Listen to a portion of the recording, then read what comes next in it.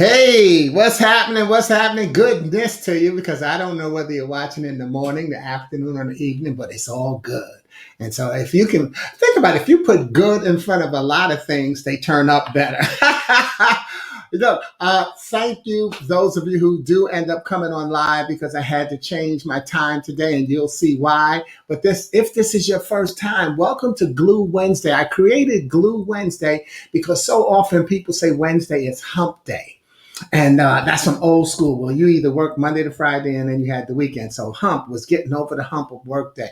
And I say, just to be creative with my use of vocabulary, is that we don't need to hump. We don't need to get over. Wednesday is the actual middle day of a 7-day week, whether you're working or not. So it keeps the week beginning and the weekend together.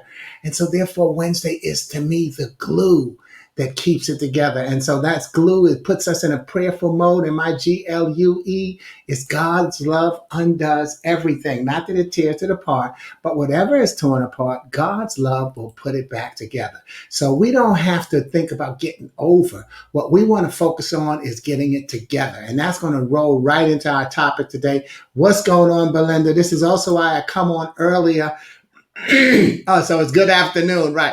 I come on earlier on Wednesday so I can talk to the audience. If you don't know, I started Glue Wednesday in 2017. It was strictly Wednesday.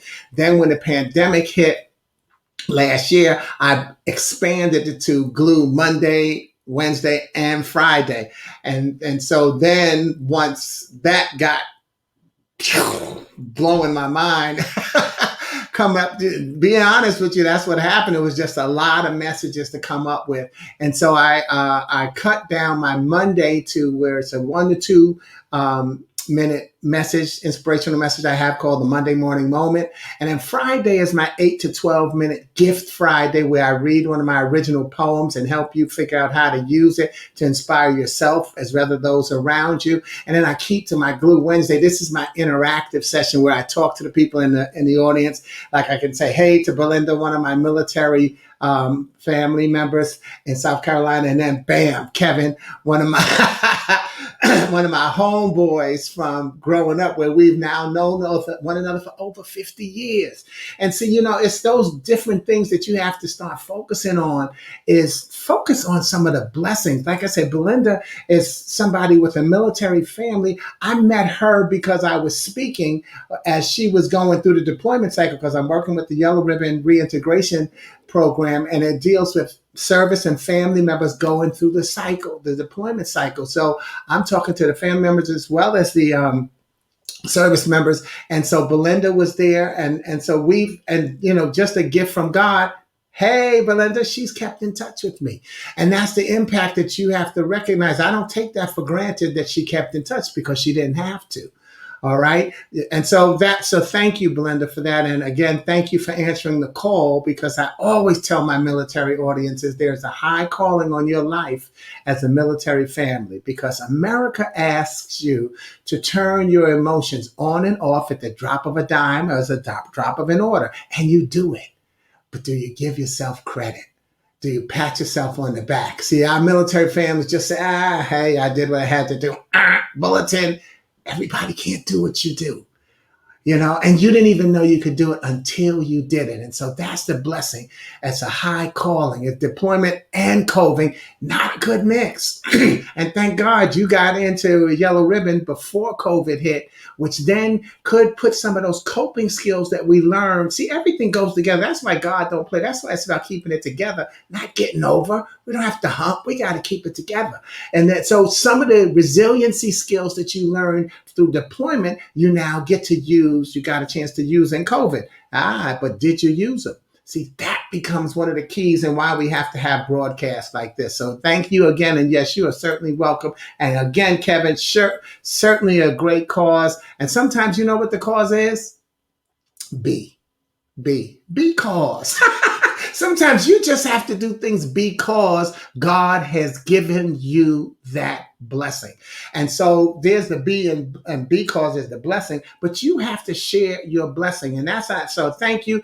And one thing I always, I'm starting to remember to do, if you know how to do it, start a watch party whenever you turn on my broadcast so that we can share the message. Or if you don't know how to do it and you weren't ready for today, next time do it. But also, share the message, share the broadcast after it goes off. But let me tell you that it's 12:15, and so I'm here to give you my today's actual message. Is we're doing, what I call the gas series, because I told you that when I expanded and when the pandemic hit, I expanded to Monday, Wednesday, and Friday. And so what I did was, instead of me trying to come up with a different message every other day, which is why I was saying it was like, what I did was I said, hey, let's use the alphabet. And everybody will take a different focus on a different letter of the alphabet every broadcast. So you would put words that begin with the next featured letter in the thread, and I would get it into the message, the following message. So we called it the gas series, and that was the glue alphabet series. So today we're going to be focusing on the letter S, because I have viewers from last week put in the thread words that began with the letter S, and then it becomes my job and creativity to get that into today's message. So I can give you a spoiler alert, because next week we're doing something a little bit different. We're keeping the gas series going somewhat, but I got 2 letters for you next week, and I'll explain it to you as we go along. But I can let you know now, because you can put those letters in there, those words in there at any time during the broadcast, even if you're watching the video. I'm going to focus on the letter U and the letter Z next week. So if you want to put a word that begins with the letter U and the letter Z in the feed, do so. If you want to put just the letter U or just the letter Z, do so. And you don't have to do it on a broadcast. Come back later and think, you know what, I thought of a U word, I want to put that in there. I thought of a Z word. You want to put 1 or 2 words in, that's fine. That's part of the creative challenge that I love, is to make you my co-authors. Now, my co-authors this week are Ramona Hopkins, who gave me the word stability. Victor Morris gave me sorry. And Roger Carroll gave me surreptitious. So those are the S words that we're going to be focusing on today. But here's the thing that you may have noticed in the introduction. In the announcement, rather, when you got the announcement of the session. First, yesterday, I had decided normally the broadcast is at 1 o'clock, right? But right now, I'm on a government webinar for the Staff Sergeant Parker Gordon Fox Suicide Prevention Grant Program. It's called a listening session, where we're listening to how the grant is going to be apportioned out to what types of agencies, as well as the government is listening to people talk about what types of agencies they think it should be apportioned to. So it's great. I've never had this experience, but I'm looking at the possibility of me being able to subcontract with somebody and help put a program together for them. And so that's what the grant is going to be about. So as I'm listening for, okay, how can I get involved? How can I be a blessing to what's going on right now? So because of that, it's a 2-day session. So it was yesterday is from 10 to 5, and today is from 10 to 5. And yesterday we had our break from 12:15 to 1. So what I did was I said, so tomorrow the break will be from 12:15 to 1. So I'll move my glue session up. Instead of 1 o'clock, I'll move my glue session up to 12:15, and then I'll do my session. So in the process of doing that, what I ended up finding out, and then on Sunday when I went to church online, I got inspired by my pastor Stephen Furtick with Elevation Church. They go, I'm gonna be quoting one of my brothers, Shanga. I had to give you a goodness hello right there, my brother. Good to see you, Shanga. Okay, but I got inspired by my pastor Stephen Furtick on Sunday through his sermon that I was going to make my glue topic today they versus them. They versus them. And so I had this whole session that I was ready to use. And it's funny, one of the reasons I just highlighted Shanga is because my brother Shanga is one of my ministry brothers. And I got to give a spoiler alert because you came on. He he goes to nursing homes and speaks to the residents about how they're being taken care of. And this is what I said to him too. His blessing. He gets to have these one-on-one conversations that the residents don't have to participate in, because he's going from city to city, home to home, find out how things going. What can we do better for you? And once they tell him, he gives it to that management, and then he's off to the next one. He may never get to, or no time soon, come back to see the impact or the effects of the change that he has asked be administered on behalf of the residents, if any at all occurs. But they usually give him a good talking to. And he told us a story about how one of the gentlemen talked about the enemy being against us so much. And he said that and I'm going to say it out of context, but here's the gist of it. And it was why I was going to use the they versus them. Okay, that's why I'm telling you this, by the way. And so he said, the gentleman kept saying, he said, the enemy and the enemy. And he said, as he repeated it, and he said, if you repeat and you say it fast, the enemy becomes the enemy, the enemy, the enemy, the inner me. The inner me is who I have a problem with. It's not the enemy. It's not the exterior. You see, there's so many things we can't do about the exterior issues.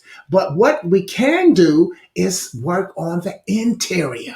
So what are you doing with the inner me? And that's why I kept that heart up there from Shanga, because it's the inner me. What are you doing with the inner me? And so that's why I was going to use they versus them. So again, spoiler alert, because next week is the letter T. I may or may not use it, but they, They, the haters, especially you.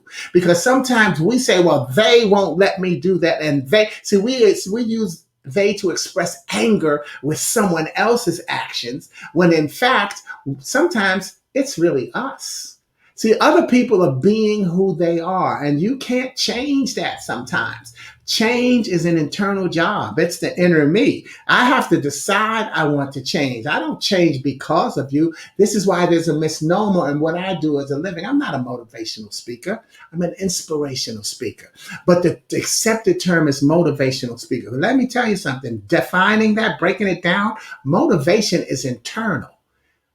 I provide inspiration for you to make the decision to motivate yourself to do what you have to do, to experience the change you want to change. And so that becomes the key. Thank you, Belinda. Yes, it is. Motivational, motivate you. And I know, and there's a time delay, and I'm using StreamYard. So sometimes I don't know exactly when you're hitting a comment to what I say, but I can figure it out sometimes. And sometimes it just goes along with the next sentence anyway.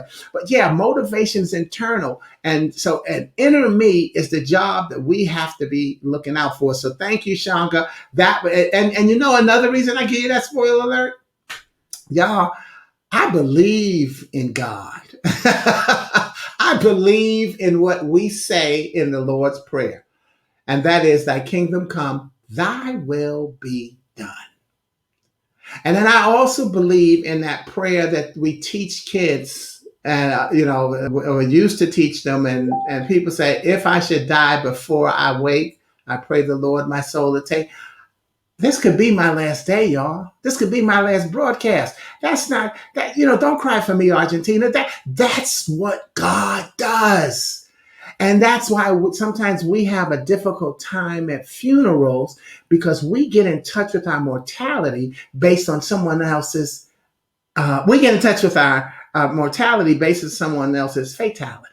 So that's sometimes the ingredient for mourning. And I don't say to you, hey, you need to get over it. No. What I say is you need to try to understand it. You hear, boy, you can get a choir singing life is too short when somebody dies. But then let it, however much time they need to get past it, and they right back to living recklessly and not thinking about it. I'm not living recklessly, but I'm not taking it for granted that God has been so good to me that every day I wake up and I say, Lord, thank you for another day and an opportunity that I might flourish among your creation. Because I don't just want to exist, y'all. I want to flourish. And I am thankful to God for waking me up again because he didn't have to do it. Again, we say it and we sing it in songs and then we forget about it when it's time. So there go my co-authors. Here's the session that I'm involved in. I told you I was going to use they versus them. Then I switched it to my piece of the puzzle or puzzled. That's the topic today. What are you talking about? My piece of the puzzle or puzzle. Here's why I changed that.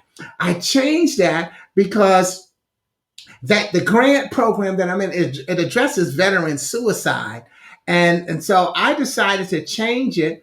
And because in 2015, I actually, what is that? I'm trying to see my notes. I took my glasses off. In 2015, I created a session called My Piece of the Puzzle or Puzzle, and it was about suicide awareness. I was presenting at Natick Army Base in Natick, Massachusetts, and as each person came in, they were given a business-sized card that had one of the letters from the word puzzle.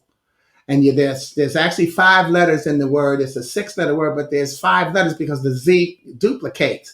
So each person got a word from the letter on their card. So they got a P, a U, a Z, a L, or an E. And they were told that that was their piece of the puzzle. Okay. And so therefore, what we had to do was, let me go to my notes. They used the letter. Okay. And I used each of the letters, P, U, Z, L, and E, to address facts and challenges of our role in dealing with suicide ideology.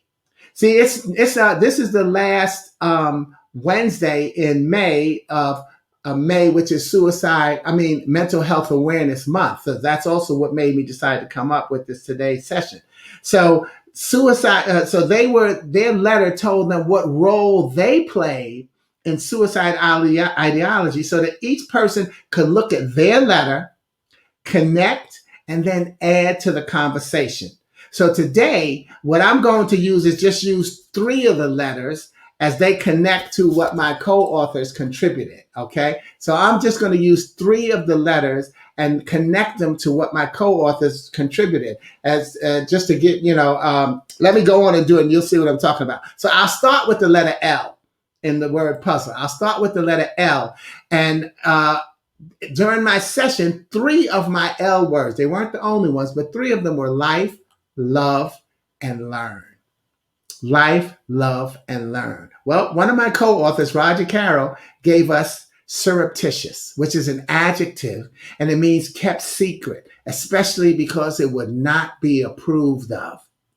So what does that have to do with the letter L? Well, life is LIFE, lessons intended for everyone, and love is let ourselves value everyone. So life and love remind us that many people who are thinking about taking their lives by suicide are keeping it a secret because they think that they'll be looked upon as weird and, of course, crazy. So they keep it a secret. And that's why suicide prevention awareness is important, because what we want to do is try to notice the signs that we can see. You can't prevent every single suicide. You can't. And there's something called a suicide, what is it called? A survivor. Where you survived. And so now you feel bad that you weren't able to stop the other person from taking their life. Oh, I can't think of what that term is, but it'll come to me. And sometimes that becomes a mental health issue. So we got everything connects. So you start out with the person with a mental health issue who may be thinking about taking their life by suicide. Then if they do, the person who said, I didn't notice it, I could have stopped them. Now they have a mental health issue because now they're thinking about that they may have been able to prevent it. And now they've got to get that inner me going and talk to themselves about the fact that no, they couldn't have. So let me hurry up and take that weight off of your shoulder. You could not have done it if someone had committed, they were committed. No, I'm going to do this.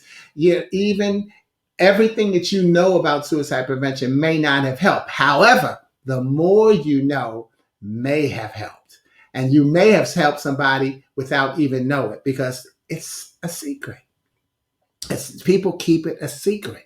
So that's what you have to recognize. So, you have to recognize that you have to learn more about looking for the signs, not to the point where you look, okay, oh, you just did that. You must be thinking suicide. No, no, no.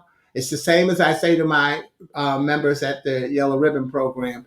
Um, PTSD, the military does not have the market cornered on PTSD. That is not a military illness. The military is under the umbrella. Your PTSD is post traumatic stress disorder. That could something that happened way back in your childhood. It's post the traumatic stress, whatever that was. It's in the child abuse. It's in spousal abuse. It's so many different things. Something that you witness in the civilian world. It doesn't have to be military. So two people, let's take that weight off the military person's shoulder, and then let's take it off of our shoulders as well, because it is a part of life, and you just have to learn what it is, and then find a way to value yourself. Continue to work on that inner me. See, Shanga, that had to come in. All right. So anyway, so let's put those together. Life and love. Okay. Those can be the secret. That's why it's surreptitious when we think about someone who is thinking about taking their life by suicide. Now, learn is actually not one of my affirmations. Life and love are my affirmations. But learn is not an affirmation. Yet I want to showcase it because the disorders that are most often associated with suicide are depression, bipolar, and oh, there it is. Depression, bipolar disorder, and schizophrenia. Okay. Those are the disorders that are most often identified with suicide. Now, substance abuse, either on its own or in combination with another mental disorder, can also be a factor when someone takes their own life. These disorders can cause terrible suffering. They can affect a person's ability to think clearly and to make decisions. They can interfere with seeking help, continuing treatment, or taking prescribed medications. An underlying mental disorder alone is not usually enough to get someone to take their lives. Most people who take their own lives experience a combination of deep psychological pain, desperate hopelessness, and challenging life events. We know that suicide is the tragic outcome. Listen to this. Suicide is the tragic outcome of a serious underlying illness combined with a complicated mix of individual circumstances. And here's what it is not. It is not a sign of moral weakness. It does not reveal a character flaw. It is not a sign of irresponsibility or a hostile act, and it should not be a source of shame. What I do in my sessions is I made sure that everybody repeated that paragraph, those 4 sentences.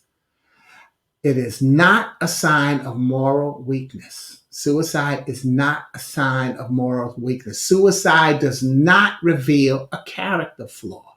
See why it's surreptitious? Suicide is not a sign of irresponsibility or a hostile act, because the person who is taking their life by suicide does not think that they are being a threat to themselves. They think that they are relieving someone else's burden by taking themselves out of the picture. And suicide should not be seen as a source of shame. And that's not to say that we say, hey, no, don't be ashamed, go on and take your life. No, no, no. No, what we're saying is that the person who decides to take their life, don't do it because you're ashamed. I'm ashamed of who I am and what I've done. And yes, I should take my life. See, that would make suicide the source of your shame. So when you repeat these 4 sentences, reading this paragraph over and over again until it sinks in can help you to make sense of the suicide loss and then begin your healing journey. Because both the person who's thinking about taking their life has to heal, and the person who has survived someone taking their life has to heal. So as you, one of these four sentences will apply to a suicide episode in your life, whether it was from you losing someone or from you considering it. And this would be the lesson being valued, and then connect us to the next letter, which is the P, which is one of the words is psychotherapy. Psychotherapy. And Ramona gave us stability as her S word. You see, we tend to think someone going to therapy is unstable. Nothing could be farther from the truth.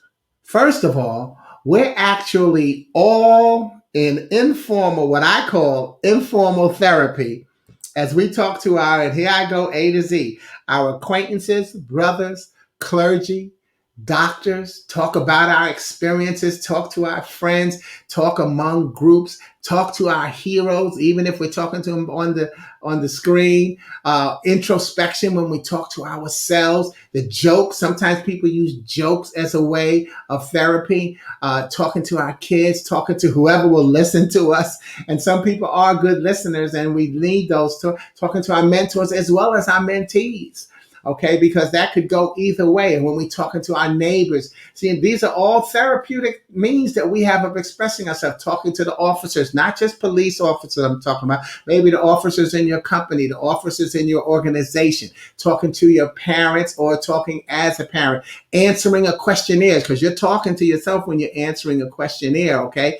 Talking to our relatives, sharing what's going on in the family, keep the alphabet going. When we talk to strangers, have you ever noticed that you'll talk to a stranger more openly that you might talk to someone you know, because you figure, hey, this person doesn't know me, it's not going any further? That's informal therapy. Talking to the people that we trust, that we can be honest and open ourselves with, the people who we value their opinion. That becomes our therapeutic thing for us. Talking to women, I just keep them with the letter W, also talking to men. Who do you talk to about what's going on in your life? Xenophobia. Xenophobia is the fear of change, of something. And so therefore, talking about our fears is a form of therapy without going to a therapist. And then the Y is talking to yourself, which I also mentioned, introspection. Oh, wait a minute, Sporty, you missed the U and the Z. No, I didn't. Remember, next week we're talking about the U and the Z. So I saved those. I said, as much as I love the spoiler alert, I saved the U and the Z for next week. But from A to Z, from A to Y, these are the informal therapists that we have in our lives. Okay? Those are the informal therapists that we have in our lives. Formal therapy should be actually seen as a proactive means of external introspection, where you can talk about something out loud that you want to hear how it sounds. See, that's what therapy can be, a part of your stability. So that's why going to a therapist should not be seen as a problem. You should not be ashamed of going to a therapist. People go to therapists after, you got, divorce, after marriage. There's therapy before marriage. There's that people have therapy after losing a child. There's so many different ways, and so many people doing what? Keeping their therapy as a secret. Surreptitious still. Okay, so they're keeping it as a secret. But that's why mental health is important, that we take care of ourselves. But therapy can actually be a part of your stability. Specific types of therapy have been proven effective for treating depression. These are usually short-term, lasting 12 to 16 months, and they are formalized and interactive. Here are some of them.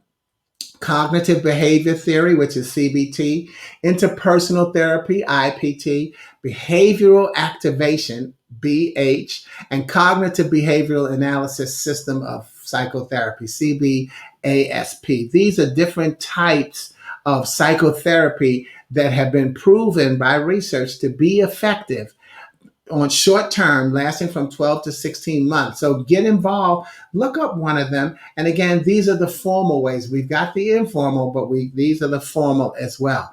But those with bipolar disorder are at greater risk for suicide when they are in a depressive or a mixed mood state. See, know who you are. When combined with depression, bipolar disorder, or any mental disorder, P.S., by the way, alcohol and drug abuse can increase suicide risk. Okay? So, stability, psychotherapy, but it's also knowing what your combinations are that are going to make a difference. Then Victor gave us the word sorry. He gave us the word sorry, and I connected to my E words in puzzle, and those are empathy, expectations, and education.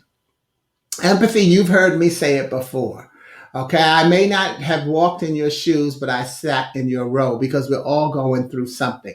And I connect that to sorry because I think it's important that we don't feel sorry for anyone. And so, not just someone with a mental health issue, we don't need to feel sorry for anyone. We need to feel empathy because I know you're going through something and I might not be able to help you with it, but I can at least, then the L was listener. Maybe I can be that informal therapy that you need because I know that we're all going through something. Shanga also gave us another good term, and I can't remember it, Shanga. If you can remember to put it in the chat there for me, and it's saying when someone says they're going through something, not saying I understand, but he said I can only imagine. That's empathy. Not I understand, but I can only imagine. I love the idea of the informal therapy. It allows you to choose your messengers. Absolutely. And you know how I always say, choose your messengers carefully and recognize that you are carefully being chosen as a messenger. And that's why let me slow down and answer some questions in there in the comment because I'd love for this to be our conversation. It's just that I was so excited when I saw how God switched my title on me about what's going on in my life right now. I'm choosing messengers in that webinar because I'm hearing research and I always say that you got the 3 R's. That's the research, the real stuff, and the resource. And the research is what people, this amount of people take their life by suicide. Men do this, women do this, young men, that's the research. But then the real stuff is what's going on in my life. I'm a male. I didn't take my life by suicide. I'm a black male. I haven't been beaten up by the police. Where do you fit in the real research in terms of what's going on in your real life? Because that impacts how you choose your messengers. And that's the resource. It's the messengers that you choose. Because once you choose a messenger, it's a domino effect of you'll follow what they say or how you might change it when you say it and you pass it on to someone else. So, choose your messengers carefully. And that's what you want to do. And then thank you for rewriting that, Chaga. I can only imagine. Yeah, I don't know what you're going through, but I can only imagine. Do you know the weight that takes off of someone's shoulder? Because it allows them to do what? To continue telling their story. See, if you say to someone, I know what you're going through, it almost shuts them down. It's almost like, yeah, look, I've heard this before. And I'm not saying that that's automatic. I'm not saying you have to change it because change is a slow thing. Change is not this. Change is increments. So if you're going to find out that change in vocabulary is getting ready to come up in our talk today. Your change in your vocabulary impacts someone's decision for taking their life by suicide. In fact, even if you were to play this over, you'd hear me saying taking their life by suicide. That's a change in vocabulary because what's commonly used is committing suicide. And committing, don't we think of commitment means, hey, it sounds like we accomplished something. So if we can change the language from committing suicide to taking their life by suicide, it adds a different level of compassion to what the family is dealing with as well.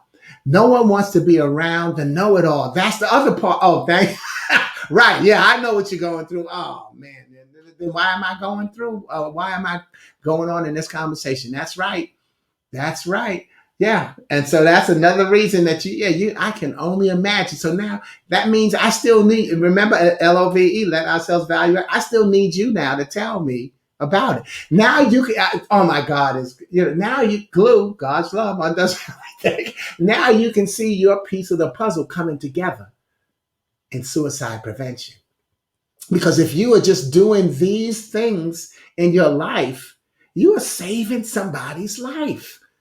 See, saving a life is not always the obvious reaching down when they're falling off a mountain or drowning or been hit by a car. It's not always what we see.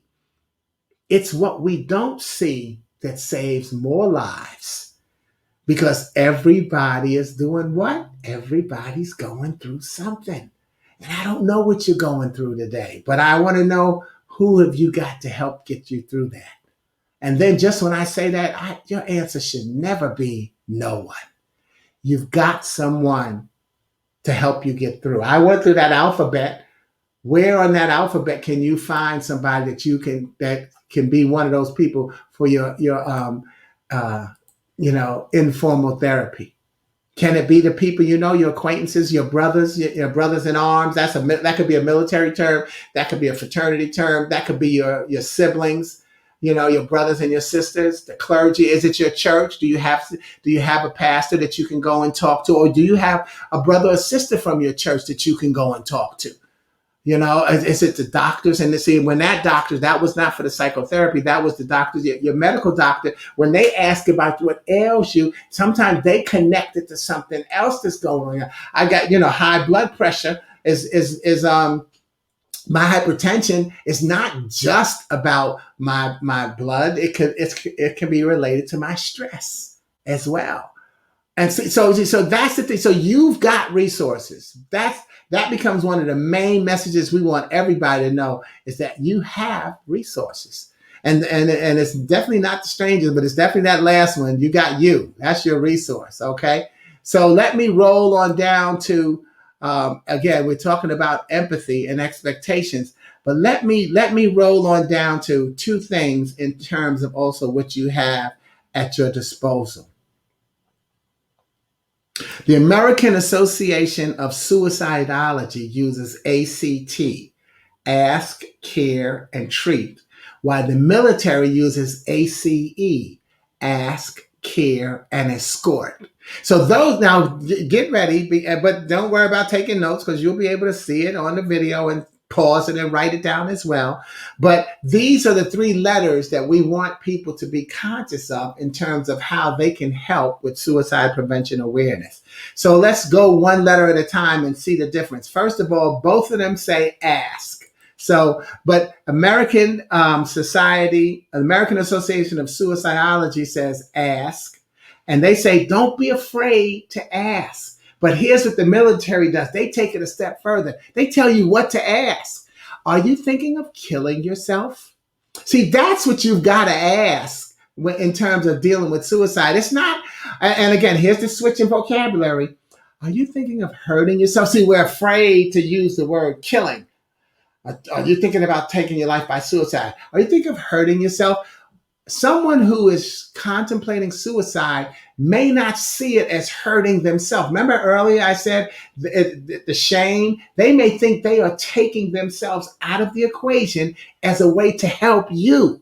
So they don't see it as hurting themselves. They see it as helping you by getting out of the equation. It's that child who's hearing that parent constantly saying, "Oh man, you are such a drain on my life. I wish I never had you." It's those types of things, depending on the individual who's intaking it, how their inner me can deal with that, what type of resiliency they have. So you have to ask, are you thinking of killing yourself? So now the person has to, they either have to tell you the truth or lie. And if they are thinking of killing themselves and they tell a lie, it actually holds them back. Because now once they say no, so now they are afraid to tell you that might make them stop and think, why am I afraid to talk about that? And you don't know. That could be what tips the scale to make them decide to go and get some help. But even better if they tell you the truth. Wow, yes. Because their yes will also be somewhat of a shock, because how'd you know? See, now, in other words, you were paying attention to me? See that? LOVE, let ourselves value everyone. Yes, I was thinking of, how'd you know? You paying attention to me? I thought nobody was paying attention to me. That was one of my, conversation. So everybody, both the American Association of Suicidology agrees that you ask, and the military tells you what to ask. Then the next letter, AAS says care, listen, offer hope. I'm sorry, listen to what they're saying. Offer hope. Let them know, hang in there. And then don't be judgmental. Don't be judgmental. Oh, that's a stupid thought. That's stupid. Why would you take your life? Okay. And then the military says, remove any means that could be used for self-injury. See, so, that's how you can care. Okay, so yes, they told you, yes, they are thinking about taking their life by suicide, or you think they are, and but care enough. So even if they lie, remember that ask, and they say, no, I'm not. Well, you know what? If you know they have a gun, get that gun out of the picture. If you know that you see where the knives are, think about it. Any means that can be used for their self-injury, you have to caring. See, that's why the listen, offer help, and don't judge me. See, if caring doesn't mean where they say no, oh, okay, cool, I'm out of here. No, it's like, okay, so you're not good. Well, then, let me see. Then they won't have a problem with me moving this and that. So, again, it's a possible conversation, because you don't even have to sneak it. You say, oh, well, then you know what? Since you're not, this is what I'm going to do. And don't let me be the expert on that. Because maybe, depending on the severity and the relationship, maybe you don't need to be so candid with them. Maybe you do need to secretly get those things out of the way. Every situation is differently, which is also why we have to take the weight off our shoulder and not take responsibility in terms of, I could have done something else. No. But if you do these things, you will have done the best that you could do. You will have done the best. One of the ladies on the call yesterday talked about how when she wanted to talk about it, and she said that she had 4 people that she approached. She called her mother to say, I'm thinking about killing myself, and her mother was like, well, you know what? I'm watching Housewives of Atlanta right now. Let me get back to you. She called the father. He said, baby, Jesus is going to take care of you. She called, I'm not revealing inside information, because I think her sharing this was brave enough and wonderful enough. She's got a great nonprofit that she's using, and she shares her story because it's similar to, like I said, are you thinking about killing yourself? We got to get this thing out so that people don't take it from, oh, no, so-and-so should have been able to help. No, they don't always. And you may be so-and-so. You may be the mother watching Housewives of Atlanta and need to cut that off. I can't think of who the other 2 she called, but all of them had semi-dismissive answers or tried to minimize the severity of what was going on in her mind. That's where the don't judge comes. It's so important. So when someone, wow, what a blessing that they would call and say, I'm thinking of, hey, you know what? I'm thinking about killing myself. Because they're saying, who can I talk to? Because I don't want to do it. That's what thinking about it means. P.S., by the way, I don't want to do it. I need somebody to talk to. And then they call you, and then you were dismissive about it. That's tough. And I'm not judging you for that. I'm saying that was before you were aware. Now that you're aware, you're going to handle that call a lot differently. But take stuff out of the way. And then the final letter for AAS is T, and that is treat. Take action. Get assistance, and then follow up. And how do you do that? Well, the military, the AAS says act, and the military says ACE, and that is escort. Take them to, take them. Don't send them to the chaplain. Take them to the chaplain. Take them, so the chain means who you got to have a warm handoff. Who are you taking? Are you taking them to therapy? Take them. Don't send them. Take them and confirm that they are there. And don't leave them in the waiting room. And then when you leave, they get up and leave. Take them in the waiting room, let them go in, and then sit out there and wait for them. Come on. Talk about somebody's life. Take them to the professional, escort them to the professional, to their primary care. Call 911 and stay there and wait for them to get there. 911, the EMTs, they'll come. They deal with this. So that's how you have to escort, but treat. So you know, take action. That's how you take action. Help them get the assistance, and of course, follow up. Check with them the next week. How'd that go? Because that's what they, again, now you're extending the love. How did that go? So whether you use ACT or ACE, it walks us into that last letter of E, and that, well, the last two, and that is expectations and education. Expectations. Sometimes the challenge is that people have higher expectations or unrealistic expectations. And sometimes those expectations are what they think someone else is expecting from them and that they feel that they are not living up to.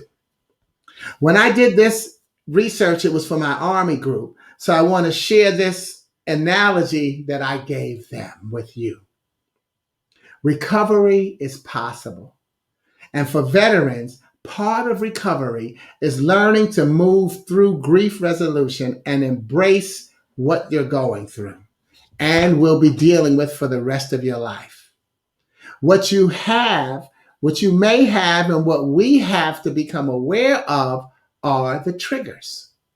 So here's an example of some triggers. Sometimes it's a smell, a sound, or burning hair on your arm, okay, while lighting a barbecue pit. That could be a trigger. And then that becomes a flashback to a bad sight that you had. Imagine that, right? Okay. Or when someone is driving down the road and hears a backfire, you know, the car, pow, pow. Well, the veteran may think about driving down the road and they hear explosives or IEDs, individual explosive devices that they had to deal with in Afghanistan and, you know, and the wars. Okay. So different sounds mean different things. I had a guy give me the finger the other day while we were driving. I thought I had done a great move. We were both making a U-turn. He had a truck and I was behind him. And so his turn was wider to where he had to go up on the curb. And so what I did is I made a tight turn so that he would have room if he needed to back up. See, if I thought, to me, in the action, we're both going, and I see him turning, and I thought that if I stayed here, it would restrict him. So I thought that if I made the inside turn, that he could see, it would go, and that's the way it went. He didn't like that. He thought I should, I guess, stayed here while he made the whole turn. So he gave me the finger. All right. You don't know what somebody else is thinking about. I don't know if that made him think about someone cutting him off. He doesn't realize that I thought it was a great move of synchronized driving and that we turned the corner together. So that's what I'm saying about you don't know what that veteran hears when they hear a car backfire because it can sound like explosives. And then lastly, someone may see someone walking down the road in a hoodie, whereas a veteran might see a suicide bomber who is waiting for them to drive by based on that walking toward them with a hoodie. I remember one of my first yellow ribbons that I did in Oklahoma, and I was talking to them about stress and patience. And I talked about how they may be on line at McDonald's and the line is long. It's being held up by this old guy in the front. And you're like, come on, old guy, it's McDonald's. You don't know what you want to order? Get a damn hamburger and keep moving. And then I said, now let's flip the script and let's decide that that person was a Vietnam veteran who got up to the front of the line and suddenly they blanked out for no particular reason. They blanked out and they just couldn't think and couldn't make a choice. That changed every single military person in that room's opinion of what that situation was because they had empathy for their brother in arms who went through something and just stopped. Ladies and gentlemen, we've got that same option. We've got that same option. We don't have to be upset about what somebody else is doing. We choose to be. That's why I was going to do they and them. We choose it. And sometimes maybe we need to be a little upset, but what can you do about it? Don't give yourself the added stress. Think that the other person may have a good reason, and then think about what your reason, even you have the right to be angry, get over the anger and move on. It's a different, difficult thing. So that's why the final E is for education, because we have to learn more about how we can help rather than criticize. Also, you have to educate yourself that you do have resources in case you are considering suicide or suffering from any type of depression. As we close out Mental Health Awareness Month, let's extend it beyond the month. Many people are figuring out how to deal with being out. Now that they say the mask off, so some people, because mental health issues exacerbate, they went up during the pandemic while people were stuck in the house. And now there's going to be a different type of spike now that people are going out, because some people will now go out and then they may have some frustration that they didn't take care of while they were in, and then they may do it on the outside. There's a whole litany of things that can be going on, y'all. This is our life that we're living in. That's why I like you to focus on the joy, because the problems are coming. The problems are coming. But if you don't have joy to combat those problems, that's where you're going to have your biggest challenge.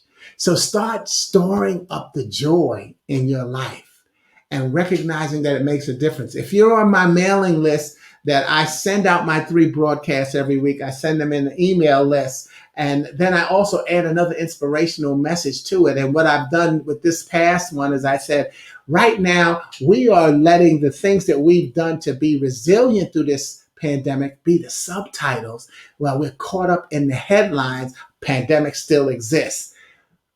But the subtitles is pandemic still, the headline, pandemic still exists. The subtitle is, I still live on. What are some of the joyful things that you're doing to get through this pandemic that you may keep? Some new habits and new traditions that you've established with your family. And so I've asked them to send me those online, and I will now put those in my next Golden Brick Road monthly fun letter. So if you're not on that list, email me at sporty@sportyking.com so that I can get you on that list. And I need you to email me, because that way, when I email you through the group listing, it'll get through your computer's security. So it's not me just saying, hey, I'll put you on the list. No, I might not get through, because computers are smarter now. That's how they stop spam from getting to you. So email me at sporty@sportyking.com. I'll re-put it in there when this broadcast is over. And then I can have you on not only on my monthly newsletter that I send out, but on my weekly inspirational messages that I send out to keep us going. Because what is it about? Keeping it together, not getting over. Okay. Next week, hey, what's going on, Vic? Thanks for coming in. We're getting ready to close off here. But everybody, next week, I'll be using the letters. Remember that I'll be using the letters U and Z next week. So any word that begins with the letter U or the letter Z or both, go on and put it in the thread. I can tell you this, spoiler alert, I'm still going to be talking about suicide prevention awareness, because I'm going to finish out the puzzle. I gave you the P, the L, and the E today of puzzle. Next week, I'm going to give you the U and the Z of puzzle. But whatever words you use, I would love to mix those in and show you how you are so much an important piece of the puzzle already, even when you're not thinking about it. So don't try to work on my speech. Just put a word that begins with U, a word that begins with Z. Just drop it in the thread and you'll be fine, okay? I'll get you in as one of my co-authors next week. I still say wear your mask. I know last week we joked, we said the letter S, don't snatch your mask off. Remember, everybody has not been vaccinated, and this is not our second time dealing with COVID. This is our first time. So we believe that this is now going to be what's going to help. I need more proof. The 3 R's, the research says, okay, it might be working. The real stuff says this is what's going on in my life. Who's your resource? I'm going to keep wearing my mask. I'm going to keep wearing my mask until I have the bona fide proof. And who knows what that will take, So I recommend that you continue to wear your mask and be as vigilant as you can about helping us overcome this pandemic, because it is a pandemic It's not just something, it's not the common cold. All right. So look, God bless you. Thanks for joining me here on Glue Wednesday. GLUE, God's love undoes everything. Whatever is being torn apart in your life, recognize that God will help put it back together. I'm going to go get back together on my webinar and learn some more things about suicide prevention awareness, because we're not trying to cut suicide down. We're trying to eliminate it. We're trying to prevent it. So thank you for doing what you do. And remember, it's Mental Health Awareness Month, but it's Mental Health Awareness Life. I want to just say this: every month, or every week, or every day that is dedicated to some type of awareness does not mean that you should just focus on it that day, that week, or that month. It means we're letting you know that these things are on in all of our days, weeks, months, moments, and minutes throughout the year. And so if you can be aware of as many of them as possible, when they come into your wheelhouse, you can do something to help us combat it. All right. So as Vic says, take care. God bless you. And I will see y'all next week on Glue Wednesday, and hopefully this Friday on Gift Friday. I'm Sporty King, over and out. Ciao. I just thought of something. If you don't yet haven't been to my site to look at my new cards, my passing thought cards, please go do those, because they are going to make a difference in your life as well. I got options. I'm going to drop that in the chat, in the feed as well. Okay, over and out for real this time. Ciao.